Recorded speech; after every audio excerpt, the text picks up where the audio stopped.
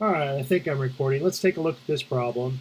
They want us to simplify 8 times the cube root of 192. All right, so we can focus our attention on the cube root of 192. We want to figure out what that is. Let's come over and break down 192. The thing is, when we break it down, we're not looking for pairs anymore. It's not a square root, it's a cube root. So we're looking for groups of 3. So let's, I suppose I don't know all the perfect cubes. If we tried to make our factor tree a little bit shorter, I know that 192 is divisible by 2, but is it divisible by 4? Yes. 192, is it divisible by 16? Yes. So let's do that. Let's just try to find a bigger number than 2. And I just played around with my calculator until I didn't get a decimal number.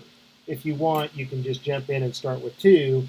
It's just that your factor tree is going to be a little bit longer than mine. All right, so 16 is 4 times 4. And 12 is 4 times 3. So I have found a group of 3 right there.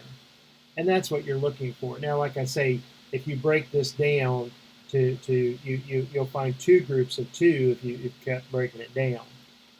I'm going to stop there and say the cube root of 192 is equal to the cube root of 4 times 4 times 4 times 3. And I can break that down. I know the cube root of 192 is the cube root of 4 times 4 times 4 times the cube root of 3. Well, that only has, I don't have times 3. I don't have 2 more factors of 3. That's going to stay the same. But this guy, since the number, we have a group here of 3 and the index is 3, that's just the number 4. So what we've shown here off to the side is that 192 is the same thing as 4 times the cube root of 3. 4 times the cube root of 3. And 8 times 4 is 32. Now, I want to be careful. I don't want you to think that's 32 to the third power, so I'm going to put a dot there for multiplication. And I'm really going to put that 3 inside this V, looking, inside that crook. All right, so here, that's my final answer. Now, some people may not have liked that I found that 4 times 4 times 4 that quickly. They might have said, hey, I prefer starting with 2. Would you have got the same answer? Well, let's look and see. So suppose that somebody came in and said 192 divided by 2 is 96. Now, even though that's divisible by 3, it's an even number. Suppose you just kept dividing it by 2. 48. And you divide it by 2 again. 24. And you divide it by 2 again. See how long the tree is getting? 12. And you divide it by 2 again. 6. And you divide that by 2 again. 3. So look how long that is. We've got 192 is equal to 1, 2, 3, 4, 5, 6. We've got 6